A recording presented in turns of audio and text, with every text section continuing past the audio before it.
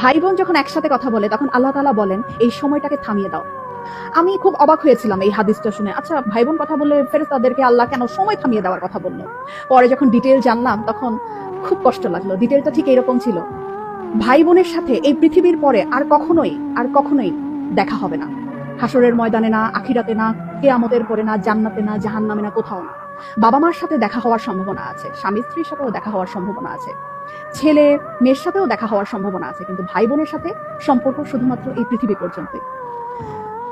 তখন এত খারাপ লাগলো ব্যাপারটা জেনে যে আমার যে বোন আছে অথবা আমার যে ভাই আছে তার সাথে আমার আর কখনোই দেখা হবে না এই পৃথিবীর পরে। মানে মরে যাওয়ার পরে তার সাথে আর আমার কখনোই কথা হবে না। এত ক্ষণস্থায়ী একটা সম্পর্ক আমাদের। যারা সম্পত্তি নিয়ে ঝামেলা করে ভাই বোনের সাথে কথা বলে না, যারা অনেক ঝগড়া বিবাদের কারণে ভাই বোনদের সাথে কথা বলা বন্ধ করে দেয়, তারা না করেন না এই ব্যাপারটা।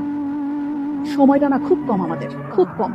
এত কম সময় নিয়ে আমরা পৃথিবীতে এসেছি এবং এই কম সময়ের মধ্যে আমরা আবার কলুষতা, আমরা আবার ঝগড়া বিবাদ এইরকম করে আমাদের এত কাছের এত আপন একটা মানুষ, একই পেটের মায়ের পেটের বোন, মায়ের পেটের ভাইয়ের সাথে কথা বলা বন্ধ করে দিলাম। এই মানুষগুলোর সাথে তো আমাদের আর পৃথিবীর পরে দেখাও হবে না, কথা হবে না। কি দরকার মনে এত কষ্ট রেখে? ভুলে যাই না সব, ভুলে যাই। অল্প একটু সময়ের ব্যবধান, তারপরে সব।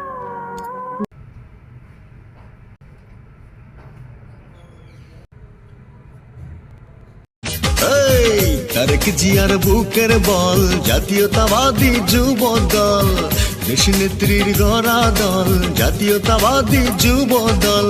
আমরা হলাম জিয়ার সেনা, রাজপথে ঠিকানা। তারেক জিয়ার বুকের বল, জাতীয়তাবাদী যুব দল, তারেক জিয়ার বুকের বল, জাতীয়তাবাদী যুব দল।